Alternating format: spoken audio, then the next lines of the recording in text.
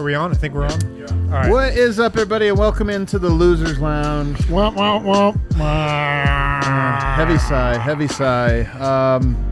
A weird one. I don't think that this Losers Lounge is going to lack for conversation. I think we have a lot to talk about, a lot of things to get to. A lot of soul searching. A lot of soul searching, a lot of looking in the mirror here. But I'm okay with that. Yeah, I'm okay with that. It's healthy. There's some positives. I mean, we're going to get to the positives early on. Of course, he wants to look in the mirror. I know. Come on. Handsome W. We are presented by DraftKings Sportsbook, America's top-rated sportsbook app. Download, use promo code DNVR. Don't listen to my advice. Jokic triple-double, I said. I just thought like guys would hit one or two shots, he gave him. I didn't think he was going to make a lot. You're such a goddamn idiot. Why would I you am. think that? I'm such an idiot. And I was also like the points guys. I don't know. I think it's going to be more of an assist Facundo game. Campazzo was, some would say, just as close to a triple-double as Nikola Jokic was tonight.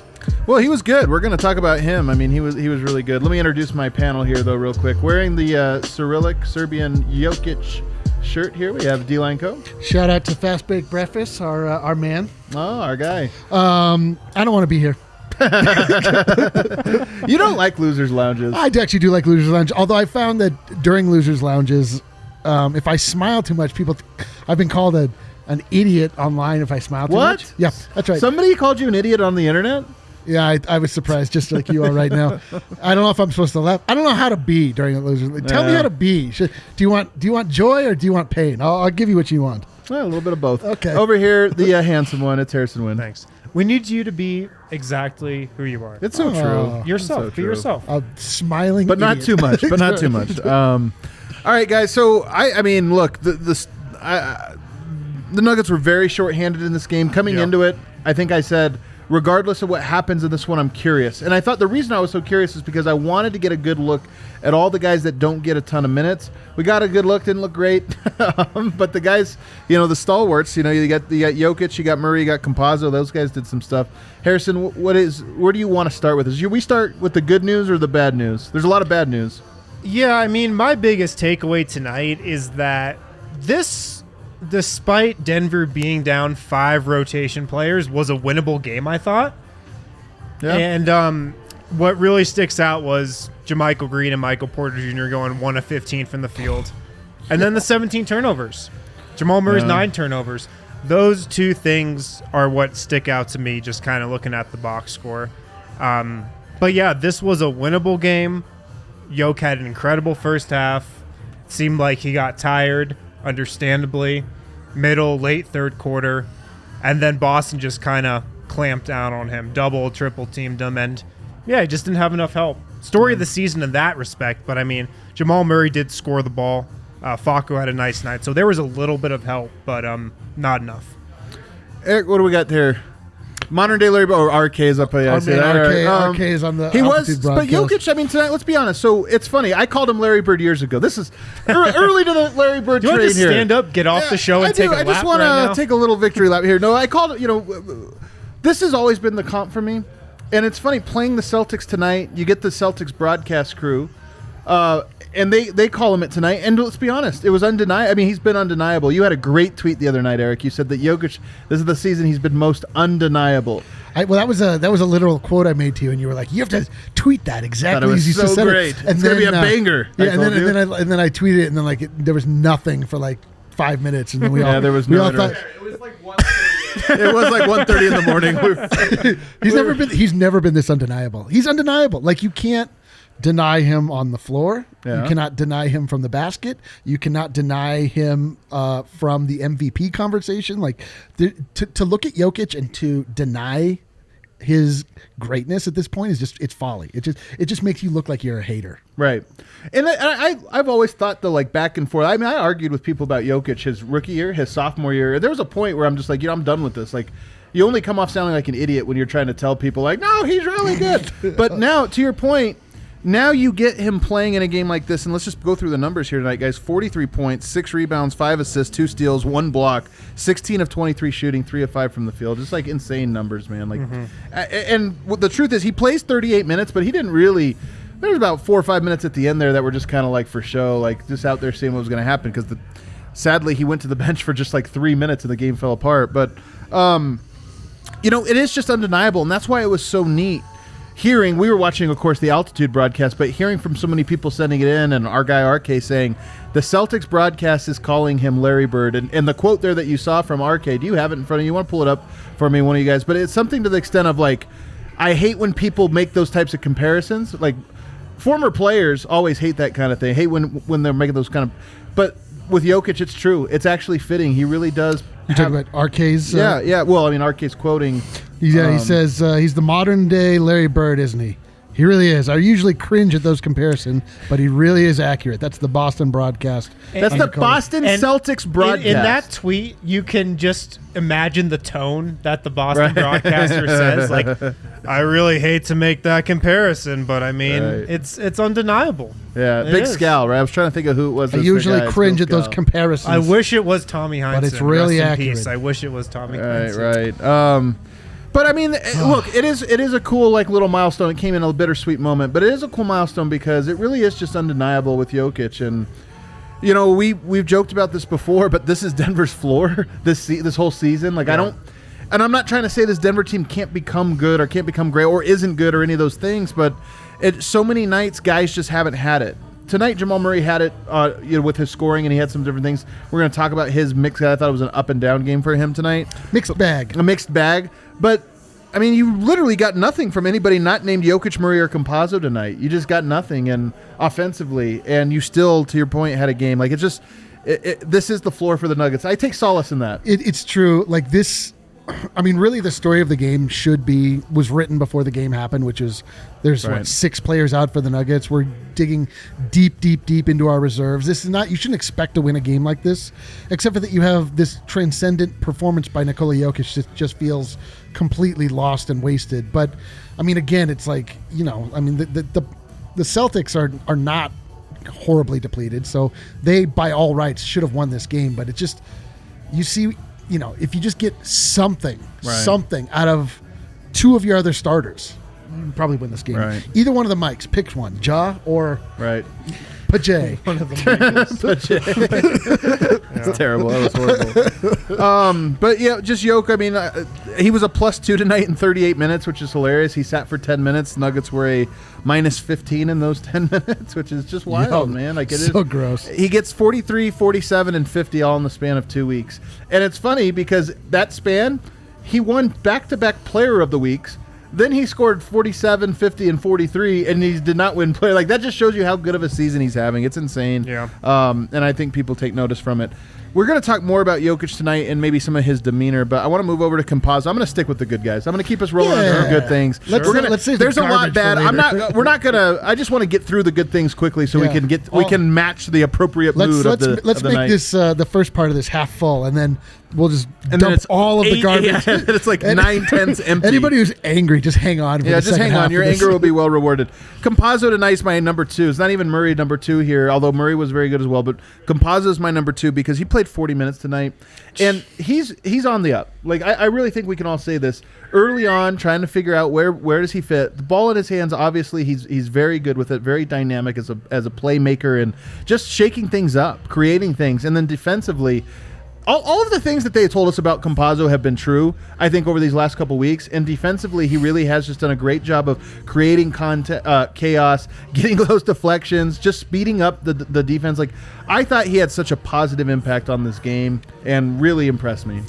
Definitely, and I was so happy he got the start. And looking back, I mean, there wasn't really another great option to start other than RJ Hampton, yeah, maybe. But I felt like they needed him in that starting lineup because the Nuggets, without the guys that they were missing tonight, they just needed an extra little juice. Yeah. You know, they just needed some intensity. They needed that irritant that Facundo Campazzo was, and that's what he was tonight. Just the change of pace, the pedal to the floor mentality, and he usually does like 3 to 5 things during a game that don't show up in a box score. Oh, more than that. Yeah. Like, I feel like a lot of what he does doesn't show up. Right. But tonight he did that. But then he did a bunch of other stuff that did show up in the box score. Right. You know, 8 assists, 2 steals, a block. Like, I'm blown away. He was only everywhere. had. I'm blown away. He only had 3 rebounds because I feel like all of his true. rebounds are Well, so like loud. He had that what should have been a rebound / jump ball, which somehow got called a foul on him. That's another story. The refereeing. I don't want to go there. I just went there. I guess. There were some tough ones early Garbage. on. Yeah, some really tough ones, especially on RJ. I feel like they were headed out for RJ. But I mean, Facu Campazzo, like, this is a guy that is just getting the benefit of players. The next man up, right? Right. Like, anytime that we saw him, anytime we saw him early, he's just put in bad positions, treated as the second or third guard on a lineup, which makes absolutely no sense. And then you see him again, just like last time we were talking about, putting him in a position where he is on the ball, where he's making decisions, where he's not just passive sitting in the corner, somehow setting up to be a 3-point specialist for the Nuggets, which makes absolutely no sense. And now you see, a player like this where. Most of what he's able to bring to the floor is just his hustle, his gamership. Yeah. And so just having the ball in his hands, I mean, he's just benefiting from this so much. And we're seeing, really what we have in Facu Campazzo, which is the one silver lining of this tough little stretch. He's in the circle of trust for me now. I mean, I know this. I don't think this has been a long time coming. It wasn't because of tonight. I feel like the last 10 games or so, he's starting to get. Sure.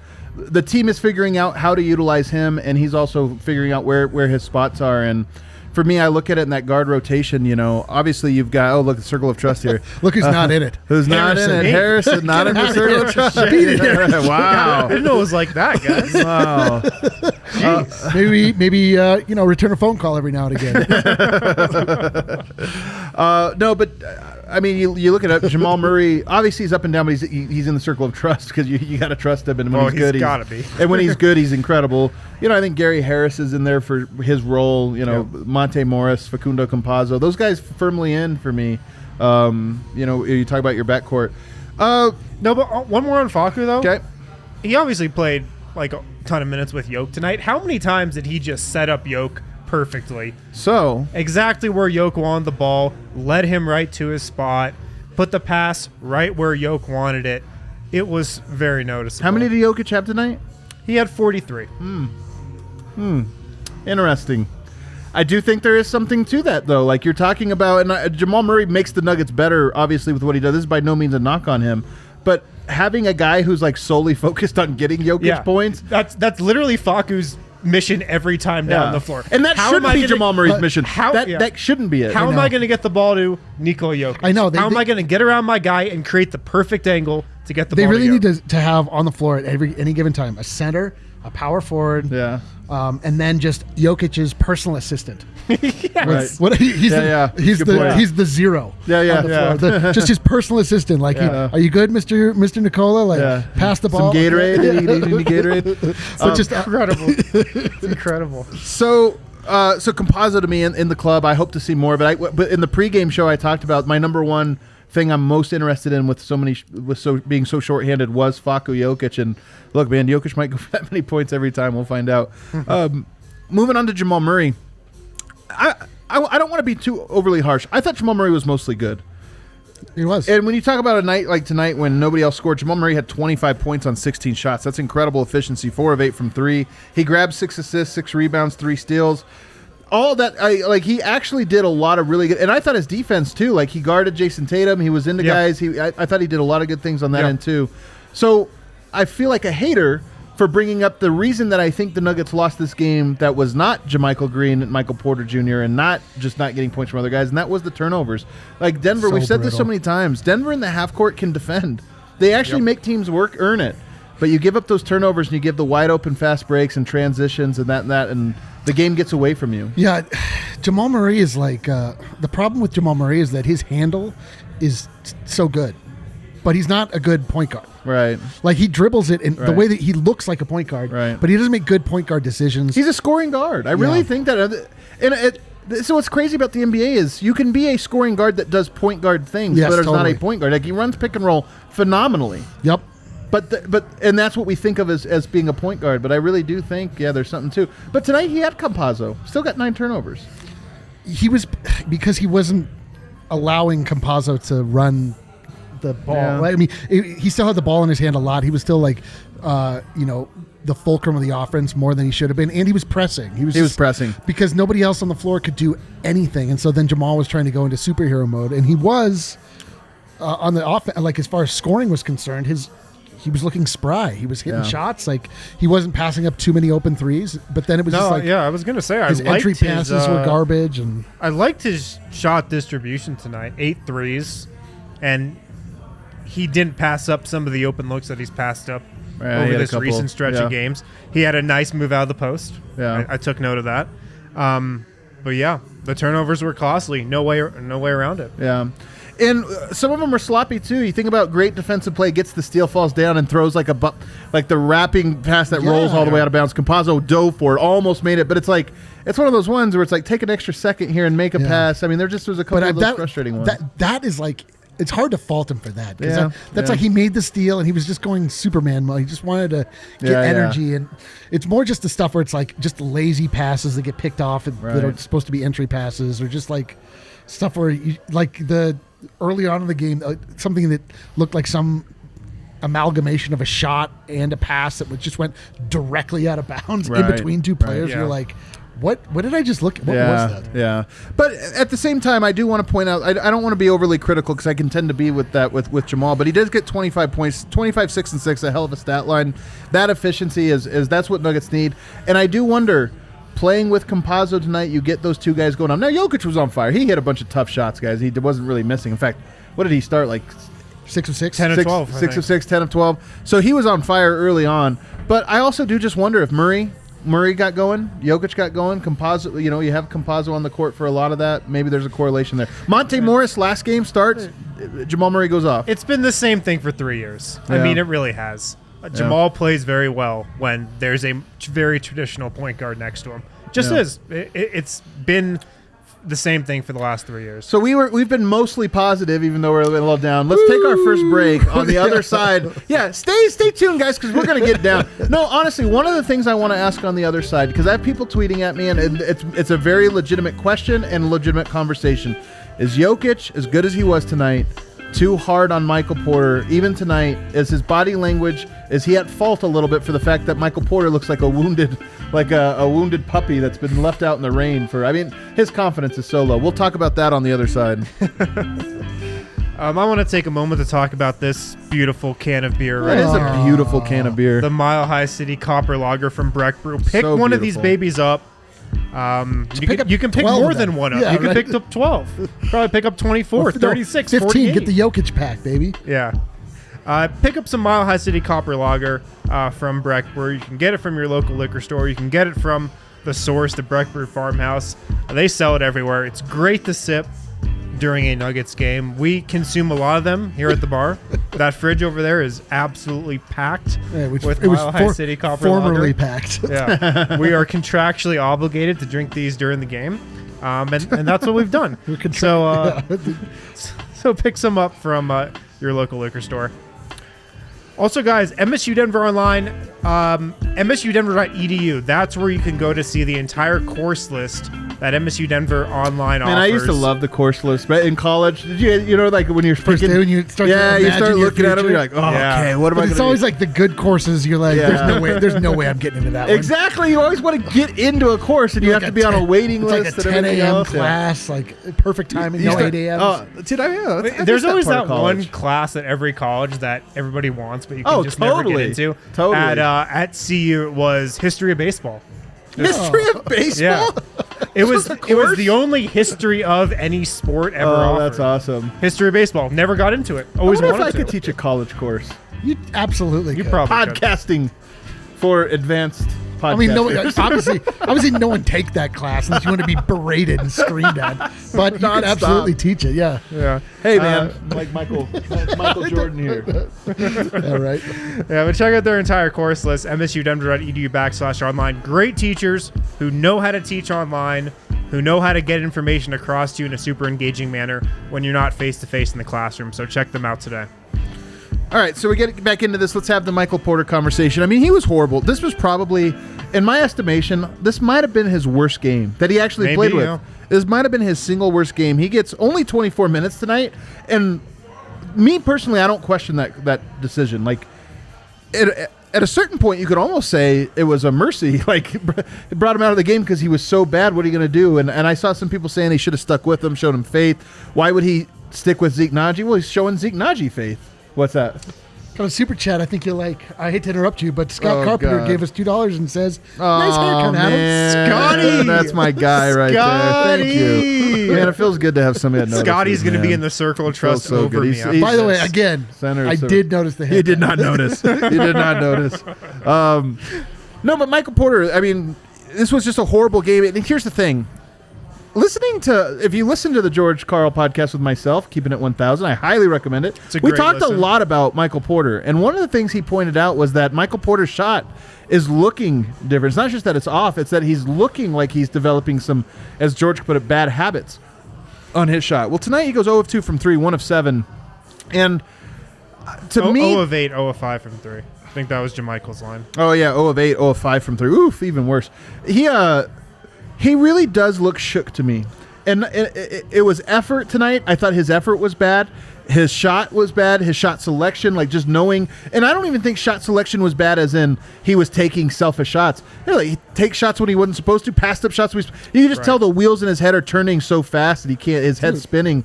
To me, am I wrong to say that this is rock bottom in that I can't imagine it being worse? He had 0 points. Yeah. Can you get negative points in a game? No. Somebody then texted this me is like, rock bottom. and somebody DM me or hit me up on Twitter saying, yeah, but he was a +2. Like, guys, Jokic did not miss, and he cleaned up like a million mistakes for the Nuggets tonight. Like, sometimes you're just close to And greatness. Porter didn't play in the fourth. And Porter didn't play the fourth. Like, but this was just a bad game from him tonight. Is he? Yo, First of all, is he broken? Like, what is? What are we watching? He's here? looking straight depressed. He is Like he's not looking like emotional funk. yeah. It's not like his mechanics are off. Like he's running tentatively. Like he's just everything he's doing has no conviction behind it. He definitely looks like his head is hanging. Yeah. He's in his emotions, absolutely, and he already looks like a '90s R&B singer. So you know that's a dangerous place to be. Like he's. You think he's playing he's got some sad tunes? I'm in just his saying, head? like if little Keith Sweat or something. yeah, man. going? If you live in that world, like your emotions mean something. So yeah. I think those are great observations, and it's carrying over to his shot because he's this knockdown shooter who is usually only going to miss long off the back of the rim or short, Yeah. and he's missing left, he's missing right. He shot an air ball tonight. He's having these So bad. crazy misses, and he never misses threes that bad. Yeah. And I've got to think part of that is what you were saying, D-Line. He's in his head a lot right now. Yep. He doesn't have the confidence. He is a little shook. And one of the things I keep hearing from everybody, MPJ wants the right things. Like, he doesn't want any of this. He's not. I see fans are always. I really learned this over time. I do it myself. Like, a lot of times you're projecting your own feelings, your emotional, perspective onto the athlete. Yeah. It meaning if I were MPJ, I wouldn't appreciate being benched in the fourth quarter. If I were, it's what people are saying when they say like he doesn't appreciate this or that. I think Michael Porter truly sees how bad he is. The question now is like, before he was an incredible talent, incredible shot maker, always in the wrong spot, trying to learn how to be it. Now, always in the wrong spot, but he can't make anything. Like the positives are gone. And here's the thing. I genuinely believe this, and not just because Ariana Lenarski told us that there was this tarot. She pulled a tarot card that foretold this entire thing. But I actually believe this aside of that I really do think a lot of times people and young players and talented young players have to be broken down before they can be rebuilt up. And I'm not saying like, and now Malone gets to rebuild him like this is like, the military or something, and he's going to like slowly instill something into him. Like, it's just, no, it's like sometimes you have to like be able to fully look at yourself and be like, wow, I am less than I'm supposed to be. And then you can start the process of all those pieces coming back. And I have to think he's either in one of two spots right now. That spot where he's going into his hotel room tonight and just being like, I suck and I have to get a lot better. Let's see what's on YouTube. I'm sure he's watching. MPJ, please tell us what you're thinking. Or he's thinking I need out of here and this or that, and you never know. But I'm hoping it's the former because I honestly believe that's where he needs to be right now. I know a lot of people are saying Malone should have done this, Jokic should have done this. I'm such a believer in personal responsibility when it comes to sports. Like, you don't get things perfect for you. This isn't a perfect situation for Michael Porter, but it's good enough that if he's willing to learn the lessons, he can overcome this. Am I being too optimistic here? He's starting the games. He's a starting. starter in the league, up against one of the best facilitators in the league, in Nikola Jokic. This should be a perfect scenario for him. He's walking around like he really honestly, like, at a certain point you're like, is he trying to get out of, like, is he trying to get out of here? Like, is he not trying? Is he not putting effort forth? Because, I mean, I absolutely agree with you. Like, I've been on this, beating this drum for a long time, that Michael Porter Jr. came into this league as sort of a golden child, somebody that's never really been tested, didn't even really get coached that much through college because he played for like a game and a half. And so, like, now he comes into a situation where you have a hard-nosed coach like Michael Malone, and it's, you know, I've always viewed this as a really good thing, like the Army, like you break them down to build them back up. But, like, I don't know if he, like, I'm now starting to question if he has that in him. If he has, like, that is the question. Like, though. I don't know if we can build him back up. Like, we might have just broken him. It's possible. Which tells you a lot about his character, and honestly, like, that's not a player you want on your team. But, like, man, well, first of all, this is a small set. We're talking about 6 games where he's looked like this. Totally. And that's why I say this is more about hitting rock bottom. True, dude. This is more about him being faced. He's in the belly of the beast right now. Like, we'll see how he responds to it. And also, by the way, guys, this is a great story. I know we always want sports to be the 2015 Warriors, where you just kick everyone's ass and everything's easy and the game's over at halftime. And what's wrong with that? Yeah, no, it'd be great. I'm still rooting for it. But I'm saying this is what makes sports great, is like, it's so clear to me that right now Michael Porter is in that very pivotal spot. And the Nuggets are in the pivotal spot with him. Look, if he doesn't come out of this, they're going to have to make a trade, and they'll probably end up, his value will be even lower or what have you. But this is what's interesting about sports, and it's what's interesting about life. So few people really achieve anything of value without it costing them so much pain and suffering. I'm miserable right now. And he's going through, like, as much pain and suffering, non-physical, but just emotional pain and suffering, as he possibly could have imagined coming into the league. Are you up to? Are we reading the situation right here? So I'm kind of curious, just your take on where he's at. Okay, let's get a pragmatic take, shall we? Yeah, let's get a pragmatic one. He had this great quote last week where he said, "I can't let my shooting and my offense dictate my all-around game," and pretty much saying, if I'm not shooting the ball, I can't let that affect my defense, my rebounding. I've still got to bring it everywhere. Well, it seems like he's letting it affect the rest of his game, like, especially tonight. There have been nights in this stretch where his shot hasn't been going, and he hasn't played defense. His body language has been really bad. He hasn't been super engaged. But tonight, it certainly seemed like to me that him going 0 of 8 definitely affected the rest of his game. And look, that just can't be the case. Yeah. That can't be the case when you're Michael Porter playing on a team that fashions itself a contender. It just can't. Yeah. If you're playing on the Charlotte Bobcats, sure, you can have those nights when you're 22-year-old Michael Porter Jr. When you're on the Nuggets, when you're on a Western Conference contender with a guy who's the best player in the league right now, you can't have those nights. So you Jokic, just can't. I want to get you can't let this affect the rest of your game. I want to get to Jokic's leadership though now, because this is a big question for me. Like, he was clearly frustrated tonight. I've seen him more frustrated with. I mean, he didn't do the You've seen him kicking chairs, kicking chairs and screaming at him and this or that. But tonight, I just thought he was my personal opinion. I thought he was appropriately frustrated, because he's like, yo, I'm having one of the best games of my life here, and we can't. Guys are making mistakes. You saw the pick and roll where him and JaMychal did the Spider-Man meme pointing at each other, where it's just little mistakes like that, where not only are you not there, but you also don't realize that you don't know what you don't know still. And we're 2.5 years into this. Like, do you guys feel that Jokic tonight, just from what you saw, should have taken a softer approach, or do you think this is like, hey, this is go time, man? Like, this is the big boy league. You either handle it or you don't. Yeah, it's exactly that. I mean, give me a break. Like, that's how I feel. You can't. I mean, you cannot.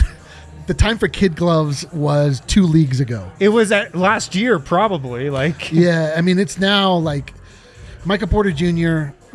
in his feelings, slumping around, feeling. I mean, like that is the most inexcusable part to me, is that we're watching him react emotionally on the court. It wasn't just that he was missing shots. Like, people miss shots. Like, Marcus Howard missed a bunch of shots. I've actually never seen Marcus Howard hit a shot. I know, it's so crazy. I called him the best shooter on the team. Yeah, but he's not like he still is running around, like, he still has energy. Like, Michael Porter Jr. just felt like an emotional umbrella, like, just raining down on him. That sucks to watch. But I do hope it hardens him up, though. And this is just my point. And I think that there's, like, in a weird way, I always talk, like, I do feel like there's a generational sort of perspective on this. I'm curious what people think, but the older I've gotten, the more I really am this, like, the more somebody tries to help you in life in these ways emotionally, like I'm going to try to make this difficult situation easier on you, the less you learn from those things. And that's why I'm just so against, and this is especially true of sports. I think this is true in life, but I think it's especially true of sports. You be there for people. You're a resource for people, but the best thing you can do is be honest with the person and kind of like give them the real. And look, man, this is the NBA. Like, it's tough. You're going to have to be able to fight through emotional distress and become stronger and tougher from it. And I just think that's where. So for me, I don't mind Jokic being tough on him. I don't mind him the shrugging his shoulders on nights like tonight, because it's like, dude, you're 2.5 years into this. You got to get with it. Imagine if we on this panel were emotionally fragile. Oh, I am emotionally. Well, no. With you at the lead, what would Harrison and I do? Oh, I know exactly. That's a lion's den in here, baby. When you're on Harrison about the reads, true. and Harrison just hey, man, melts under the lights. He doesn't know what to do with himself. I'm telling you, you guys see it. Jermichael Green can also continue. I mean, he's shielded because we don't expect Jermichael to be a superstar, but he's in a little bit of a rut right now. Yeah, and I mean, I think he'll be fine. Jermichael Green started off the season ridiculously hot and has come back to earth somewhat predictably or very predictably. Yeah. But like tonight is the type of night where you just need your role players to hit shots. Yeah. You need 10 points out of either Yep. Michael Porter Jr., Jermichael Green, Marcus Howard, any of those guys. The fourth leading scorer tonight was Isaiah Hartenstein. We can move on to the bench now. I want to start with two of the good ones, Zeke Nnaji or RJ Hampton. Nnaji tonight didn't have his shot, 0 of 2, and the shot, by the way, didn't look clean. Like, he looked a little rushed tonight, which is interesting. I mentioned this on the last couple notebook pods that I've done, that I was encouraged with his shot because the form's so great, but almost every one of his threes were guys not guarding him intentionally. Like, now that he has a bit of a reputation, he knocks down shots. To adjust. You see how it is when the game gets sped up a little bit. So I still think obviously a great shooter. But the thing that impressed me about him tonight was, again, he played, I thought, very good on-ball defense. And he looks to me like to be a guy that can be that for Denver in short order. Maybe this season, but certainly soon. Yeah, I was talking about in the pregame show, I want to see just a couple possessions, him guarding Jason Tatum or Jaylen Brown. We got that tonight, and it's encouraging. And I'll also say this. He played 26 minutes tonight. He played more than Michael Porter Jr. And Zeke Nnaji, in 4 games in the Nuggets rotation, has already vaulted Michael Porter Jr. in terms of guys Michael Malone trusts defensively. Right. It took 4 games. Right. It took 4 games. And MPJ has been in this program, in this Nuggets program, for 2.5 years now. Man, and I can't believe Najee's been in it for 5 months. Somebody help me with it. I can't remember the George Carlism that he says on the show where it's something like stupid hurts more than smart helps or something like that. I'm scribbling this up. But stupid hurts more than smart helps. But yeah. I think the thing with Michael Porter is I think he's made some good individual defensive plays, blocked some shots he didn't think, rebound, done these different things. But his mistakes are so painful that they're like, it's like -10, where every good thing is a +1, and then you get 1 -10. You get 2 or 3 -10s, and you can never make that up in a single game. The real issue with Michael Porter Jr. is just we know how good he is. I know, it really is true. You can't be this garbage. I still buy him. I still believe in him. You can't. No. I saw a lot of people on the timeline tonight saying to trade him up. No, but I'm saying the timeline. Yeah, but I haven't seen that. You remember when in Game 3 of the Utah series, we started to see a trade Jokic takes, and I'd never, in 5 years, I had never seen a single trade Jokic take. That was a tough game. That was a really tough game. Went to a dark place, the fan base did then. But my point is, with Porter tonight, I am seeing that for the first time, people kind of, or I shouldn't say the first time, but more and more of people being like, I'm ready to move on if that's the case. I'm not personally, because I still see it. And it might come to that. But I'm just saying, he's in the belly of the beast. I want to see how he responds. Yeah. If he's made of anything, if he is going to make it, he's gonna find a way through this, and I'm rooting for it. It's an interesting story to me. This would be a unfortunately classic Nuggets trade situation where we have an amazing player whose value we've tanked to the lowest possible, and then we trade him to one of either Utah. It's going to be Oklahoma City or who have they Portland. not traded somebody to in the Oklahoma City. Yeah. That's it. Yeah, right. So and we get back oh god. Yeah, I guess they have our first round pick. Amadou Diallo or something. All right, so RJ Hampton, another guy. It's funny because you look at Zeke Nnaji -18, RJ Hampton -16. Those guys combined for for 6 points. I still saw positives in them. Maybe my expectations are too low because, again, we're doing the like development thing, and the Nuggets are meanwhile trying to like win a championship. Yeah. But RJ Hampton's just his energy and his defense to me just seems so more legit the more I watch him. His effort he gives Facu level effort. Those two have an effort off every single night, and it's a tie every time. Right, and he can make different types of plays than Facu does when they're both giving 100% effort because he's like a top 1% athlete, and Facu's just not. And he did it again on the glass night. 4 rebounds again. I think he's hit 4 rebounds in every single game where he's got meaningful minutes. RJ has. And, just all energy all the time. Yeah. He's been great. Where's he at your favorite players list right now, Eric? Is he climbing that list pretty fast? RJ Hampton. I love his youthful exuberance. Yeah. I love his puppy-like energy that he puts out on the floor. I don't still know what he's good at as far as basketball is concerned, but I do. I mean, we're in a place where literally just giving effort puts you into a glowing place on this team. That's all we wanted to see in a game like tonight. Just you gave effort. Yeah, you had a chance at king of the game. Yeah, dude, it's just Facu and RJ. It's like you just want to see the two of them just run in circles, and then it feels good because then you have Michael Porter Jr. just like moping in the corner, and but so I don't know. Like I like it. I'm not really? Like this is our guy. Where's the fan base? I want to see the comment I think people section. love him. Yeah. How you guys he's feel high about on my list, RJ? man. Like I really enjoy him. I mean, I do too. I definitely enjoy him. I mean, he's just easy to root for me. I do totally. But a lot of it is just like he's a kid. Yeah, it is. Like, and he's fun, and he like gets it, and you know that he like wants to do the best. It's like when you bring like in I don't know, like a Kale, and you're like, and he has all the effort in the world. We're like, Kale's we love this guy. But then once you get to know him, you're like, he sucks. And then in year 2 and 3, terrible. you're like, Kale, pick it up. All right? Pick it up, man. It's no longer cute. The last guy I kind of want to get to, I'm not going to really get to some of the deep end of bench guys. But the one is Isaiah Hartenstein, who got an opportunity tonight. I thought his first stint was pretty like scary bad. But I thought his second stint, he had second stint cat game's kind of getting away from everybody, but he had some positives, some negatives. I mean, what's our Hartenstein take? He's a weird piece to this puzzle in that he's not really in it, and then I don't know. Yeah, I mean, I think the Nuggets should be looking at a backup center before the trade deadline or you're out on him, market. Huh? I mean, fourth leading scorer tonight in 10 minutes. I'm just thinking about if I trust him to play 8 minutes a game in a playoff game. Oh God, no. And I don't. No way. And I don't. 2 minutes right now. Right. I mean, he's and very for hot as good or cold. as Nikola has been, you're going to need to spell him at times in the playoffs. And I just think they need somebody more stable. Somebody a little more stable who's a little less mistake prone.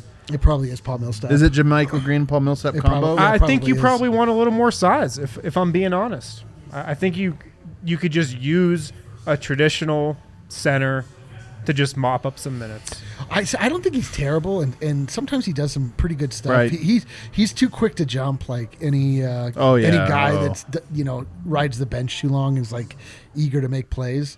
But the problem is that he doesn't have the trust at all of Michael Malone. Right. Like the fact that Michael Malone doesn't trust him to play unless our backs are completely against the wall. There's 6 players out, which, by the way, Bol can't even get in this scenario. Listen. So, but I mean, for that reason, like I don't mind having him be our backup center.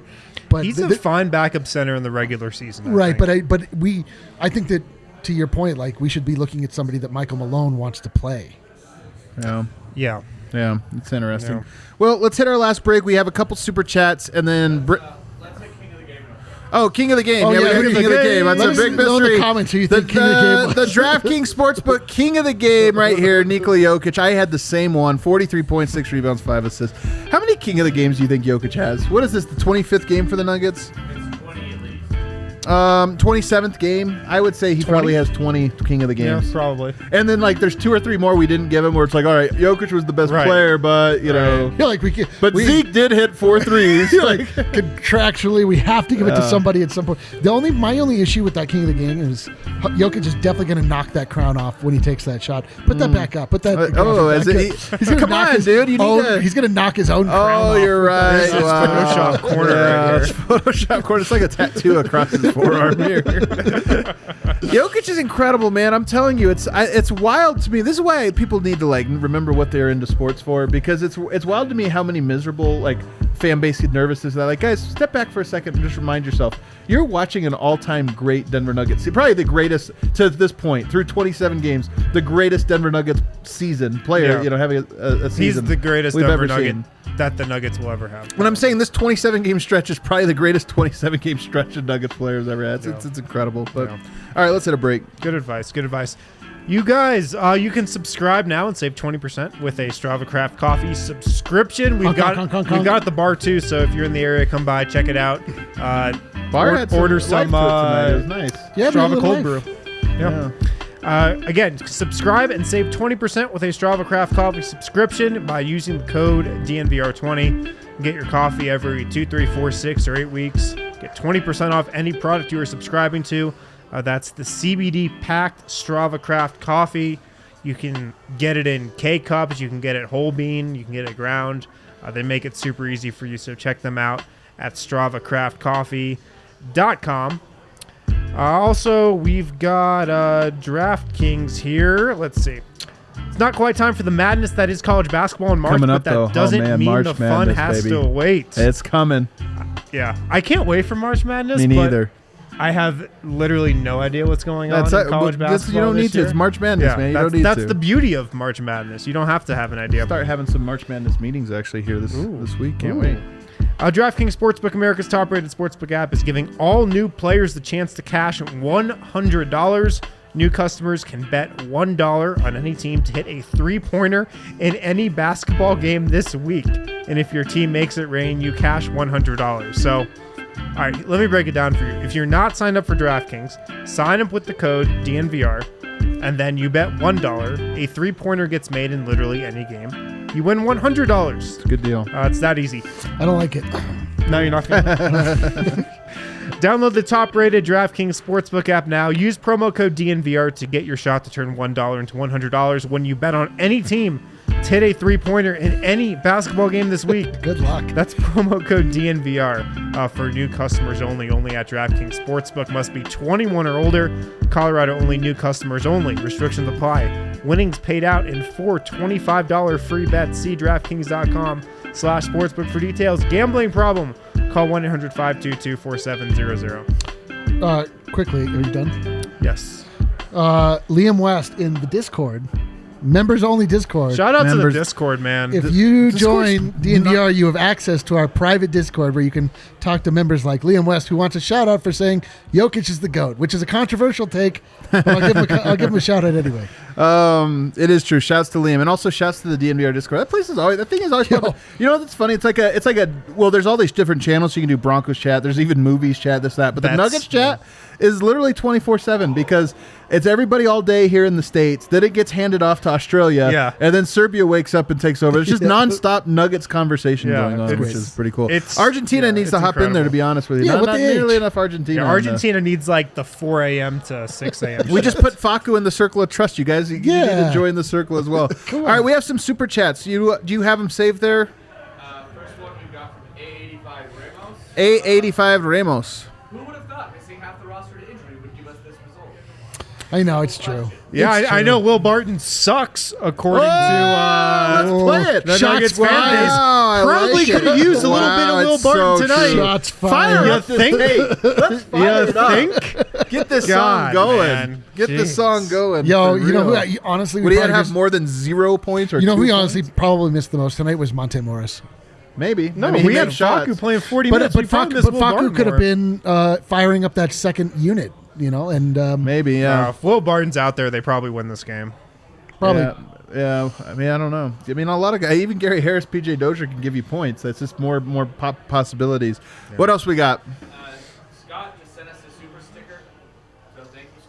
Thanks for that. Didn't even know that was a thing. I don't even know what these Thanks, are. Scott. Sweet. Appreciate you. These are super chats that don't have questions.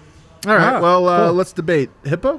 Gareth O'Brien asks, despite the win struggles, do we think the Facu-Murray combo showed potential? Do we think the Facu-Murray combo? I mean, we talked about this a little bit already, but Absolutely. I really do. Yeah. You know, defensively, you're always going to wonder if there's teams that have the size in that backcourt to punish you. But Facu, I'm telling you, man, he uses his shortness to his advantage. Like, there is something to this. J.J. Barea did this. Remember J.J. Barea guarding Yeah. LeBron, of course. But obviously not just him. J.J. Barea was so good at being so small that you couldn't just muscle him because you either flop on it or he's just so little he's like in your feet zone, you know? My favorite Facu play is when, out of nowhere, out of a timeout or something, he'll just full court press his guy. Oh, yeah. And he'll get a deflection. Maybe won't even get the turnover. But then whoever he's guarding like gives him that look. Like, Yeah, what the like, dude, hell? you're just making me annoyed. Like, are you kidding me? And That's from so that true. point on, you just Yeah. know he's under his skin. I love Facu. I'm in on Facu, man. I'm really impressed with him. And I'm not just saying that to gain the favor of Argentina. You're like, you know what I like? Meats and Facu, the two Argentinian.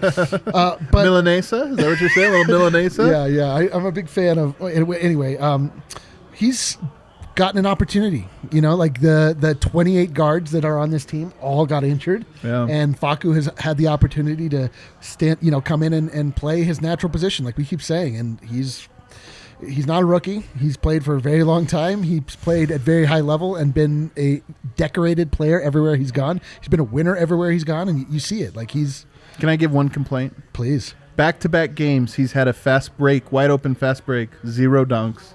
No dunks, dude. No dunks. So they haven't been quite open enough for him to maybe go for it. But how much would it bring down the house if Facu just smashes it on a fast break? I would cover myself in, Can he dunk? in chimichurri sauce. I saw a video. Of Oh, you saw- Chimichurri. I saw a video of him dunking one time, man. We stand the tiniest king. Do we have any others? Milan said he's waiting for a rant from I already got him, man. I already got you. What Milan. was the rant? Talking about MPJ. Milan's not happy with MPJ. Oh, yeah. Imagine MPJ is the exact type of player Milan really doesn't love. I wish I could speak Serbian so I could listen in on the Serbian Nuggets podcast for them. Serbian sports radio tonight. Just coming out of Sombor, Milan, not just- happy with I could probably Michael Porter Jr. I can't speak Serbian, but I could probably tune in and just see the yeah, screams. You and be can like, I tell get the it. portion of the show they're talking about. No Just doubt about it. Miroslav begging Milan to calm down. Like, come on, bro. Right. we love you, bros. All right, Vintage simply says, someone save our team. Yeah. Well, what about the six players that are out? They might.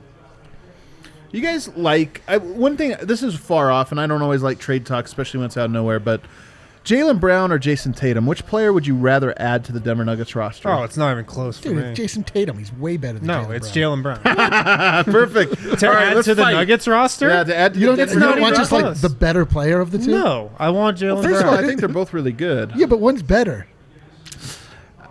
Give me your take first, Eric, and then you can dismantle it, Harrison. Well, I understand that Jaylen Brown plays more of a complementary role and will probably be better because Jason Tatum is just like he's like cut from the Kobe cloth.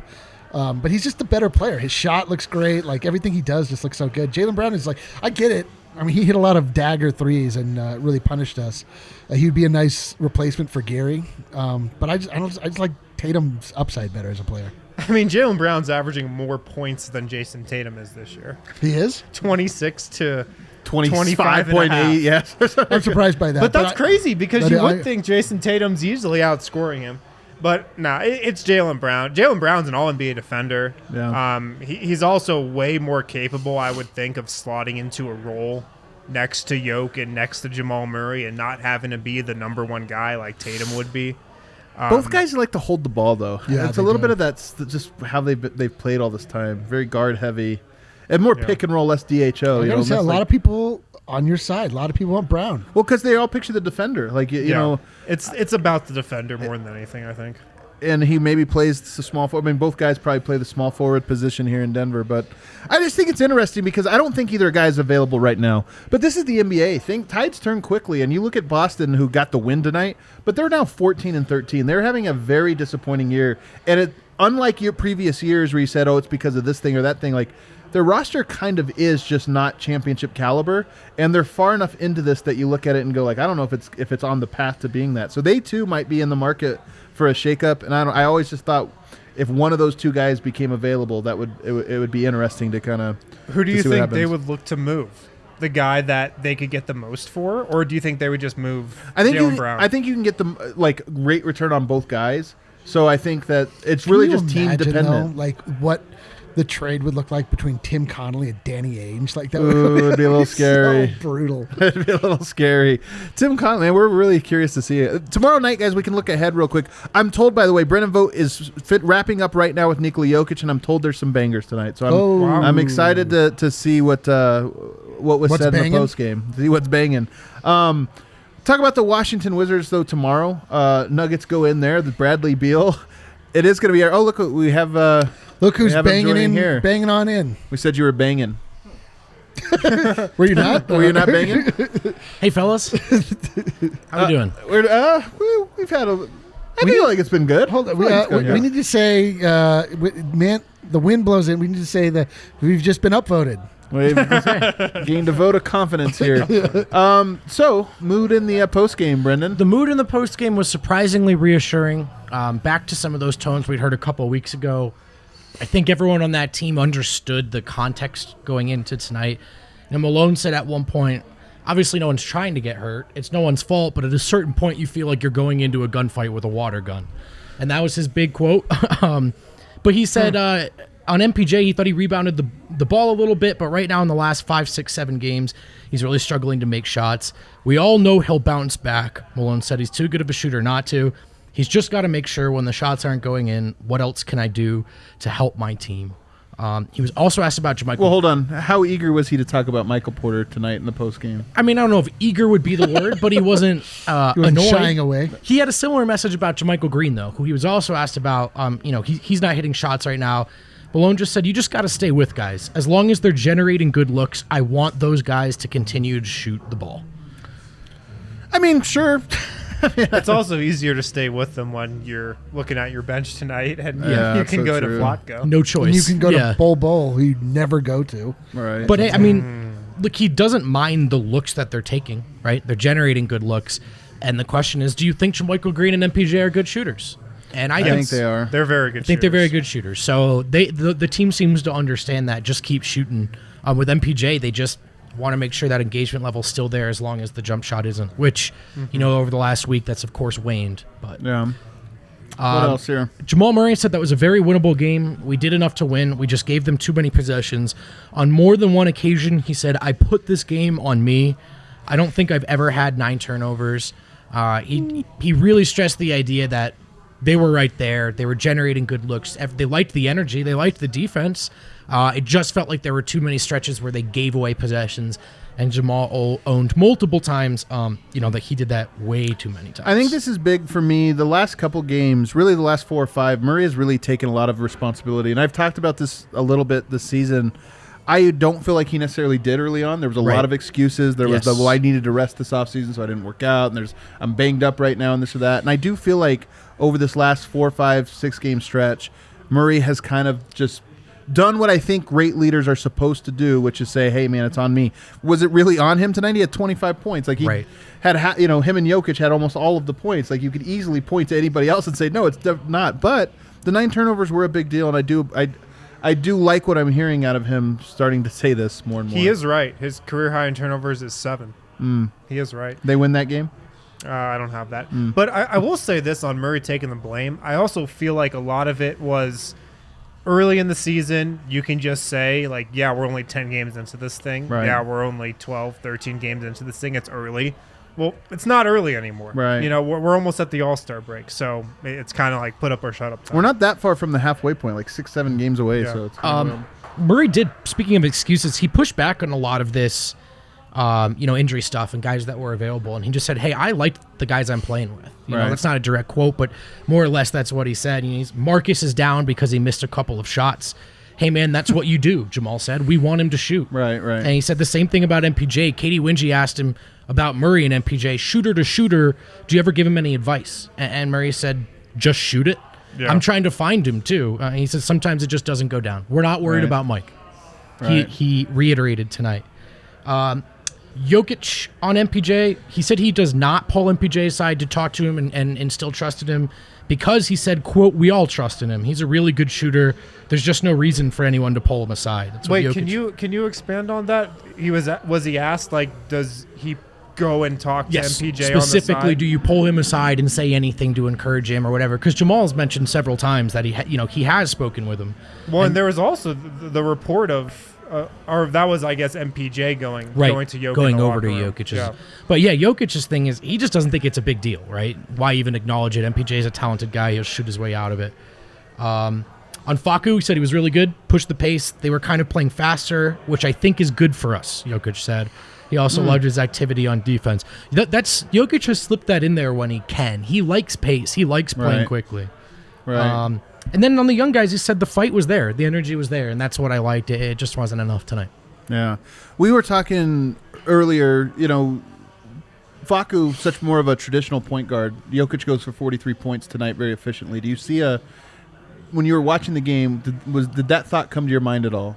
A little bit, yeah. I mean, having a guy that really knows how to run the whole offense, post-entry pass, manipulate those little angles.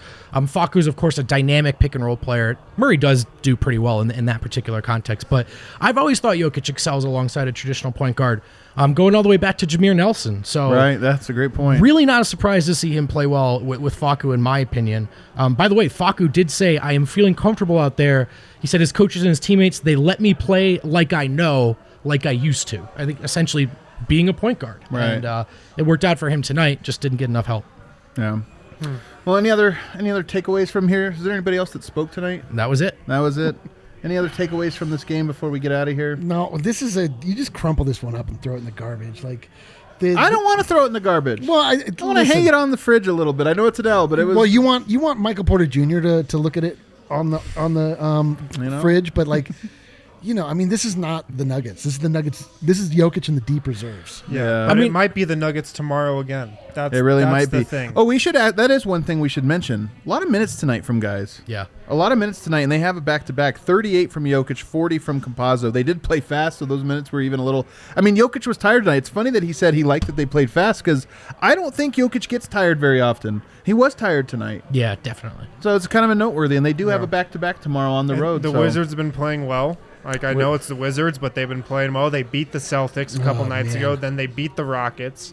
So it's going to be a similar game, I feel like. It's going to be a similar game. I don't know if you guys hit on this, just trying to close with a point. Maybe you didn't. Another takeaway for me tonight, I mean, Bol not being able to crack this rotation is just... And it's noteworthy because in the beginning, like I said in the pregame show, they were trying to feed him this opportunity. This organization, Michael Malone... And that changed pretty quickly to the point where now he can't even get it on the floor on this game, where they're just looking for any warm bodies they can. So not my place to speculate as to what happened, but I think it's fair to point out that they've gone in different directions, in the last month. Yeah, definitely gone in different directions. Man, I literally, the second I finished the Mike design, It's so true. It's so true. I hit save, and then all of the power was sucked from his body. I'll tell you this on Bol. From going to games and having a different vantage point than just the broadcast, he looks like a guy to me who just knows he's not playing. Yeah. Really? He kind of is an Eeyore, though. He always looks like that. He kind of always has that look, but just like during timeouts, even like during layup lines and like pregame warm-ups, there's just something off. All right, well, that's a downer to really send us out on this. Hey. Jokic, 43. It was a beautiful, effortless. Jokic is a beautiful basketball player. We all get to watch him. It's such a joy to watch Nikola Jokic play basketball. We won't always have games like this. Michael Porter Jr. was garbage. JaMychal Green gave us nothing. We got nothing from Marcus Howard, the greatest shooter in NCAA history. We can't hit a single basket, including a layup in the NBA.